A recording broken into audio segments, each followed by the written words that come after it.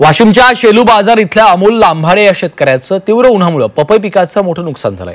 700 पपई रोपांपैकी बरीच झाडं करपली आहेत। यामध्ये त्यांचं 45 ते 50 हजार रुपयांचं नुकसान झालंय। त्यामुळे यंदाच्या उत्पन्नामध्ये घट होणार असल्याचं त्यांनी सांगितलं।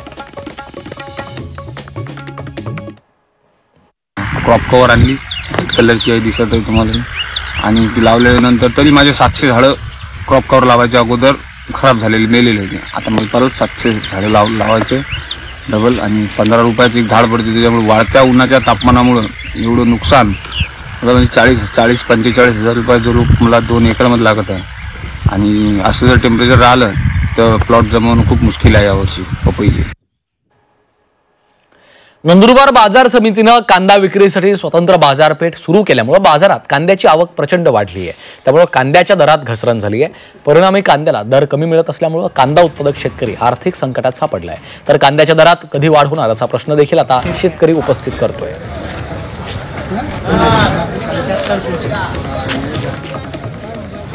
नंदुरबारमध्ये वाढत्या उन्हाचा फळबागांना फटका बसलेला आहे। तापमानाचा पारा 42 अंश सेल्सिअस पर्यंत पोहोचल्यानं याचा परिणाम कलिंगडावर होतोय। उन्हाळ्यात कलिंगडाला मोठी मागणी असते, त्यासाठी शेतकऱ्यांनी मोठ्या प्रमाणात फळाची लागवड केली आहे। मात्र वाढत्या तापमानामुळे कलिंगड पीक खराब होतंय, त्यामुळे शेतकरी आर्थिक संकटात सापडलाय।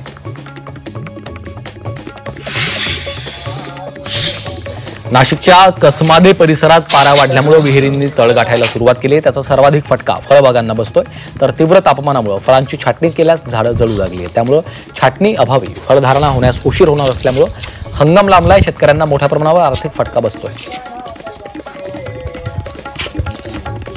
पेरूविषयी बोलायचं झालं तर यंदाची परिस्थिती ही पाण्याची अवस्था कमी असल्यामुळे उत्पादन हे कमी मिळालं, आणि त्या कारणास्तव आजही आपण पेरूची छाटणी घेऊ शकत नाही।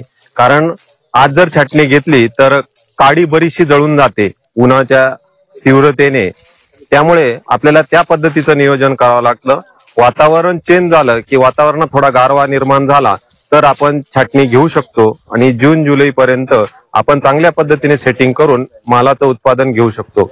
परंतु आजची परिस्थिती तशी नसल्यामुळे आज आपण छाटणी घेतलेली नाही, आणि याच कारणास्तव पाणी नसल्याने अनेक झाडं या ठिकाणी वाळून गेलेली आहेत।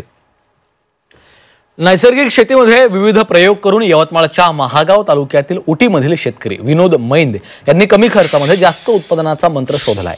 त्याकरता शेतकऱ्यांनी शेती आणि त्यामधील पिकांचं सूक्ष्म नियोजन करावं, पिकामधूनच दर्जेदार बियाणं निवडावं, आणि शेण गोमूत्र जीवामृताचा वापर करून खर्च कमी करता येत असल्याचं त्यांनी सांगितलंय।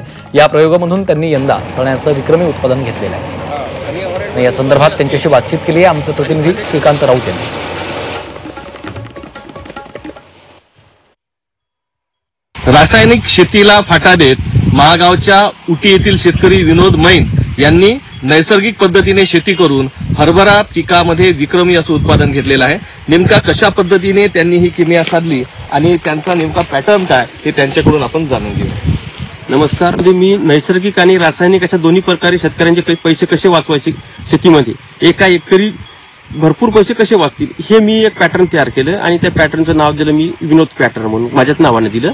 त्यामध्ये मी पिकाचा बदल, रासायनिक खतं, फवारण्या नैसर्गिक पद्धतीनं कसं करायचं, तर त्यामध्ये मी सुभाष पाळेकर यांचं SPNF पद्धतीनं अवलंब केला सुरुवातीला। त्यामध्ये जीवामृत, घनजीवामृत, त्याच्यानंतर बीजामृत, दशपर्णी अर्क, निमास्त्र, अग्निअस्त्र, ब्रह्मास्त्र, अशा प्रकारे मी वेगवेगळे नैसर्गिक शेतीतून कमी पैशात कसं उत्पादन आपल्याला येईल यासाठी मी अवलंब केला। त्यामध्ये मला जास्तीचा नाही पण 5-6 हजारामध्ये 1 एकर म्हणजे फक्त कापणीचा खर्च, आणि दुसरी गोष्ट म्हणजे आपल्याला यंत्राचा खर्च, मळणी यंत्राचा, आणि थोडाफार निंदन खर्च, याच्या व्यतिरिक्त कुठलाही खर्च येत नाही। त्यामध्ये गुळ, बेसन, माती, त्याच्यानंतर गोमूत्र, देशी गाईचं याचा उपयोग केला, आणि दुसरं एक रासायनिक पॅटर्न अवलंबलं।